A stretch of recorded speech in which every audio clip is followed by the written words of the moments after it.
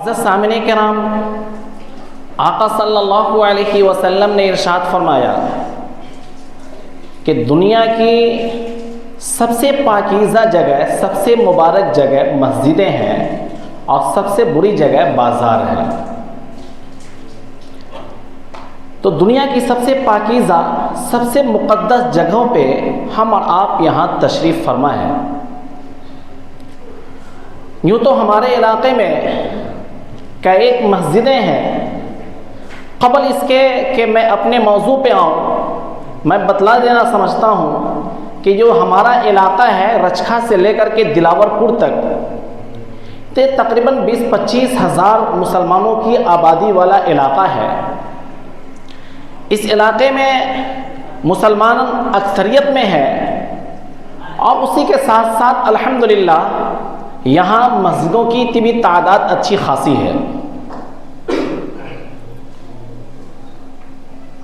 معزز سامعین کرام، آپ نے نبیوں کے واقعات کو پڑھا ہوگا کہ اللہ رب العزت نے نبیوں کو، رسولوں کو جو اس دنیا میں بھیجا، جو جس زمانے میں بھیجا تو اس کے حالات کیسے تھے۔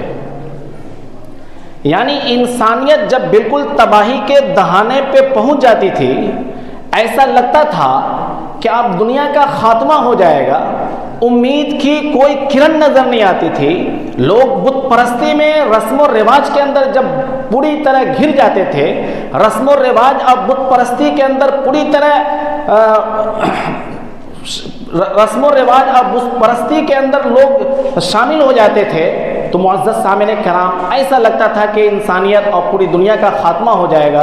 اللہ رب العزت انسانیت پہ ترس کھاتے ہوئے اپنے کسی نہ کسی نبی اور پیغمبر کو اس دنیا میں بھیجتے اور پھر وہ دین کا کام کرتے، لوگوں کو اللہ کی طرف بلاتے اور پورا ماحول ایک اچھا ماحول بن جاتا، دیندارانہ ماحول بن جاتا۔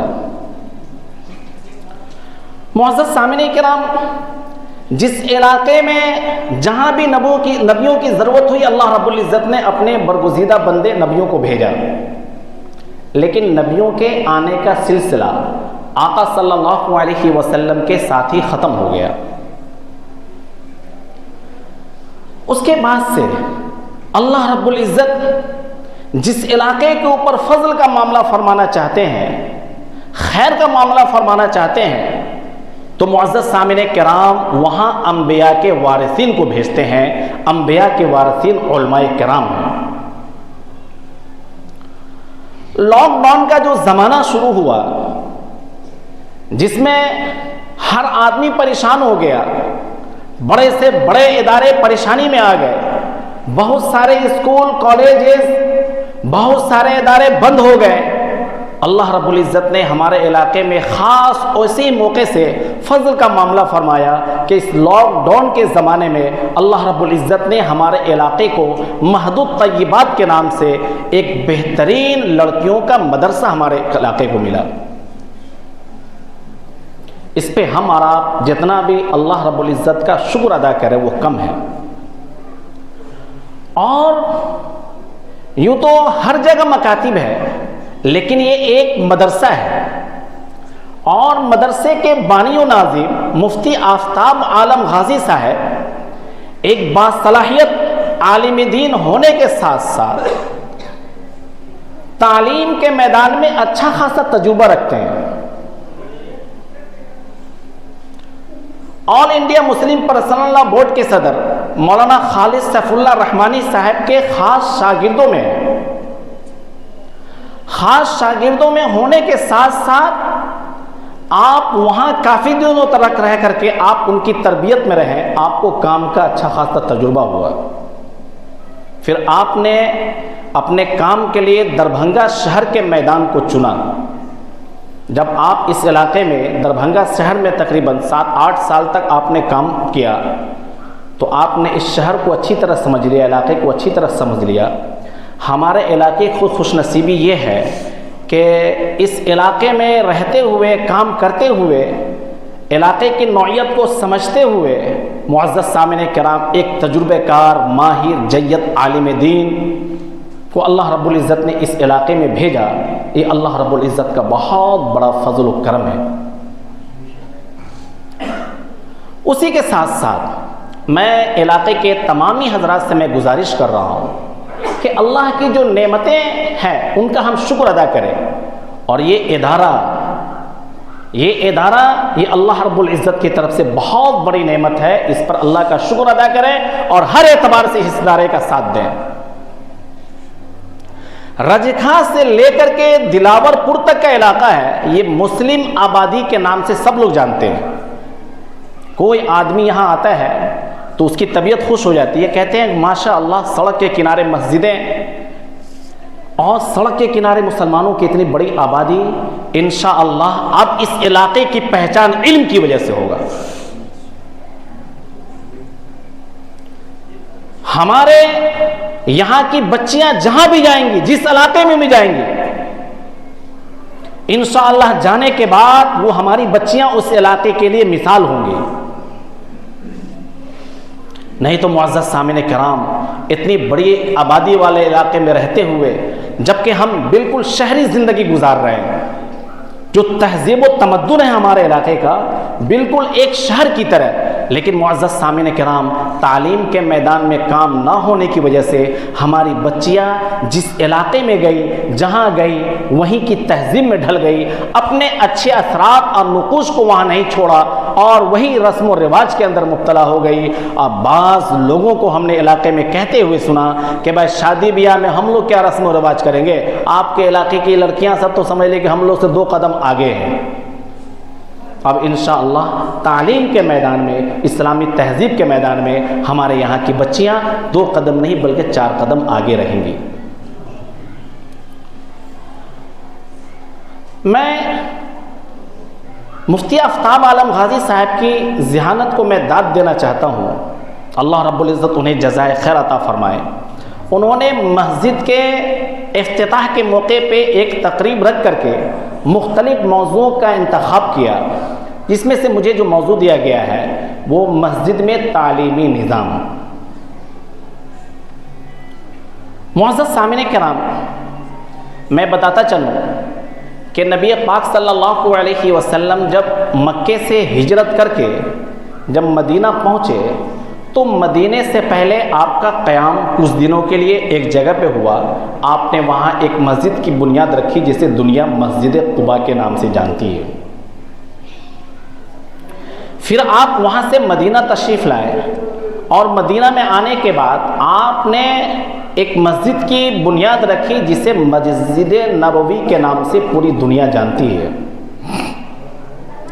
مسجد کے بنیاد کے ساتھ ساتھ آپ نے دوسرا کام جو وہاں کیا وہ صفہ، ایک چبوترا قائم کیا۔ صفہ کے معنی چبوترے کے ہیں، اور وہاں پہ تعلیم و تربیت کا انتظام رکھا، اور وہاں تعلیم حاصل کرنے والے صحابہ کرام کو اصحاب صفہ کے نام سے دنیا جانتی ہیں، اور اسی مدرسے کے طالب علم حضرت ابو ہریرہ رضی اللہ عنہ بھی ہے، جس سے تمام زیادہ تر احادیث انہی سے مروی ہیں۔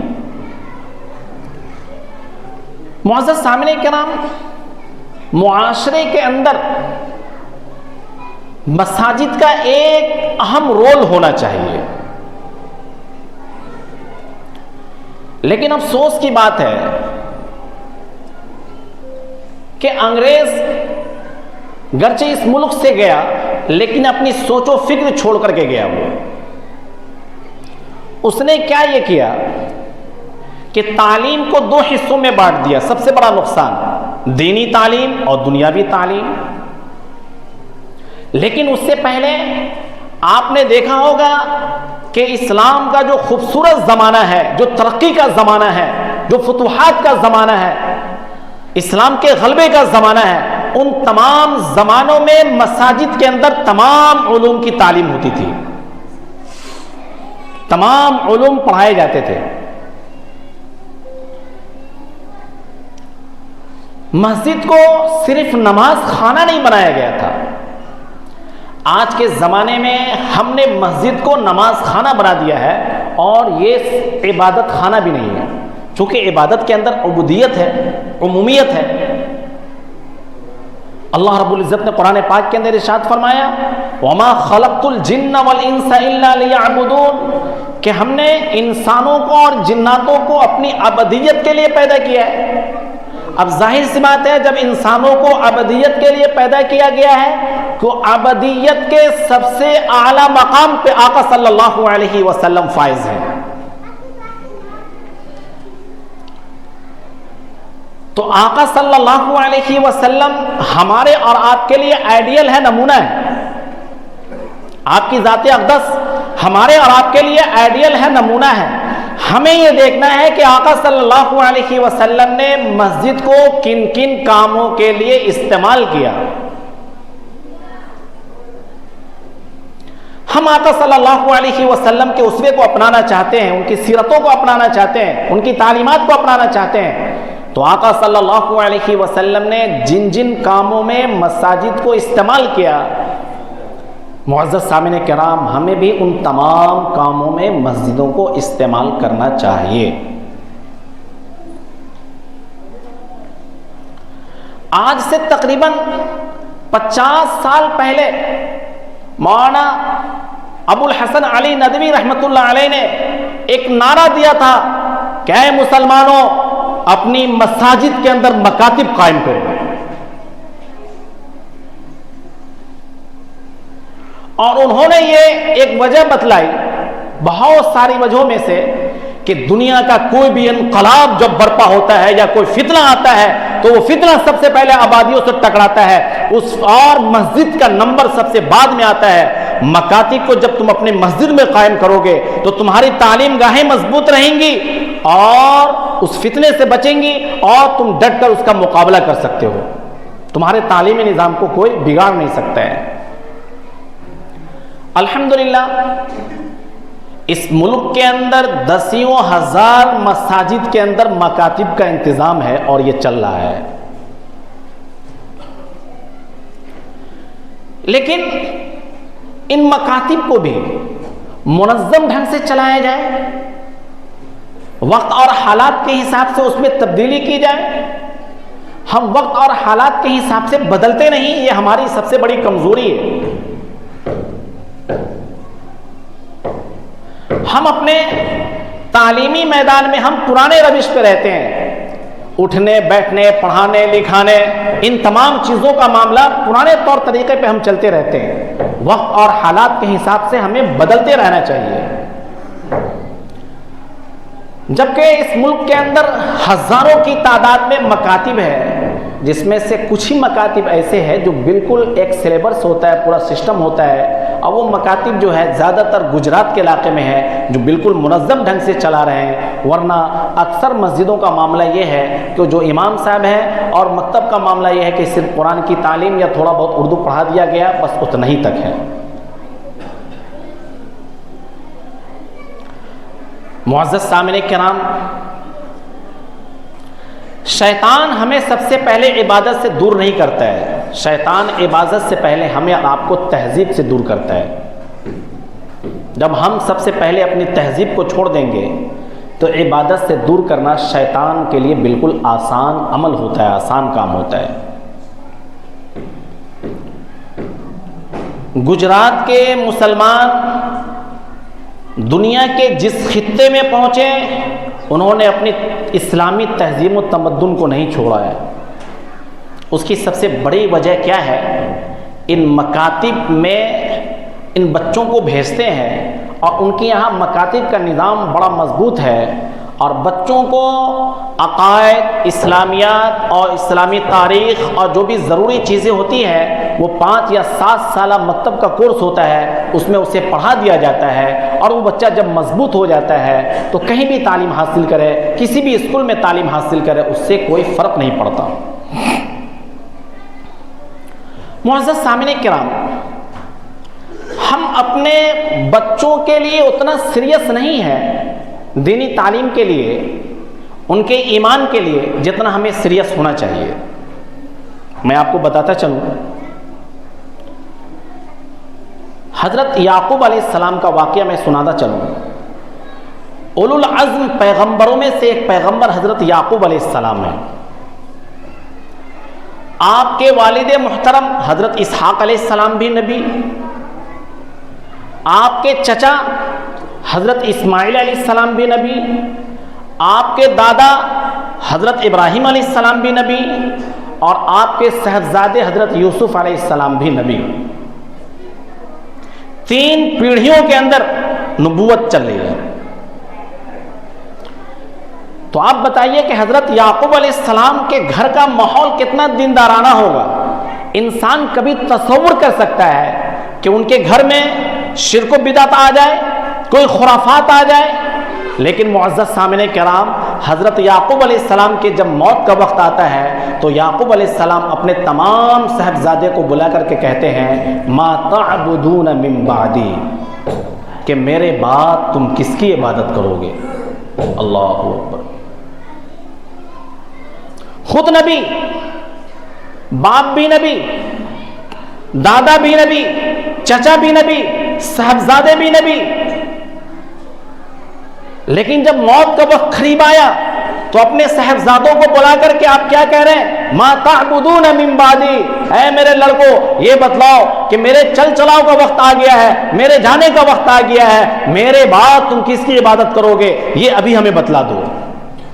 ان لڑکوں نے کہا قالوا نعبد الہک و الہ آبائک ابراہیم و اسماعیل و اسحاق الہ واحدا ونحن له مسلمون۔ ان لوگوں نے کہا کہ اے میرے والد محترم، ہم آپ کے رب کی اور آپ کے آباء و اجداد حضرت ابراہیم علیہ السلام، اسحاق علیہ السلام کے رب کی عبادت کریں گے، اور ہم ایک اللہ کی عبادت کریں گے، اور ہم اس کے فرما بردار ہو کر کے زندگی گزاریں گے۔ ایک نبی اپنے بچوں کے سلسلے میں کس طرح فکر مند ہے، اپنے نسلوں کے سلسلے میں کس طرح فکر مند ہے؟ وہ کہہ رہے کہ میری بات تم کس کی عبادت کرو گے، میرے بعد تم کس راستے پہ چلو گے؟ معزز سامعین کرام، ہمیں اور آپ کو بھی چاہیے کہ اپنی نسلوں کو فکر کریں، میرے بعد میری نسلوں کا کیا حال ہونے والا ہے۔ معزز سامعین کرام، اس کے بارے میں ہم نہیں سوچتے ہیں۔ آنے والا وقت اس ملک کے اندر چیلنجوں سے بھرا ہوا ہے۔ وقت اور حالات کے حساب سے ہم اپنے بچوں کو جب تیار نہیں رکھیں گے، معزز سامعین کرام، ہمارا نام و نشان اس ملک سے مٹ جائے گا۔ اسی کے ساتھ ساتھ ایک اہم چیز سمجھ لیں کہ ہمیں بہت ساری نعمتیں اس ملک کے اندر دی گئی، بہت ساری آزادی ہمیں ملی، ہم نے اس آزادی کا صحیح فائدہ حاصل نہیں کیا، اور لگتا ہے کہ وہ چیزیں اب آہستہ آہستہ ہم سے چھنتی جا رہی ہیں۔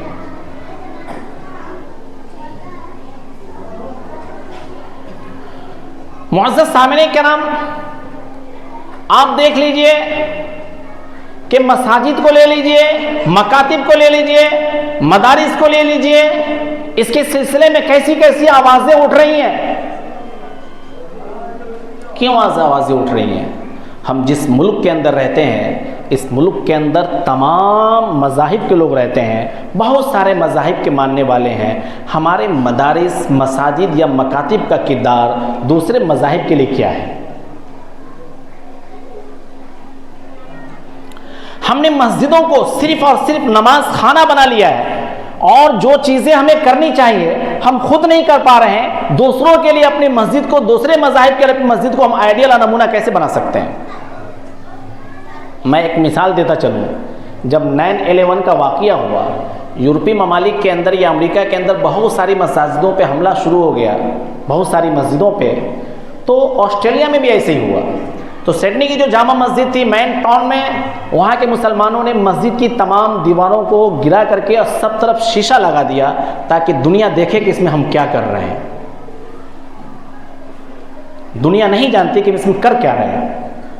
انہوں نے لائبریری کا انتظام رکھا وہاں، اور جب لوگ آتے جاتے یہ دیکھ رہے ہیں کہ یہ اٹھ رہے ہیں، بیٹھ رہے ہیں، سجدہ کر رہے ہیں، کھڑے ہوئے ہیں، آخر یہ کیا کر رہے ہیں، تو اس کے اندر ایک جستجو پیدا ہوتا ہے، ایک تڑپ، ایک کیا کہتے ہیں، جستجو پیدا ہوتا ہے کہ کر کیا رہے ہیں۔ تو پھر ان کے بیٹھنے کا وہاں انتظام، اور پھر کیا کہتے ہیں، وہاں جا کر کے لوگ جب دیکھ رہے ہیں تو کافی متاثر ہو رہے ہیں، اب وہ مسجد لوگوں کے اسلام قبول کرنے کا ذریعہ بن گئی۔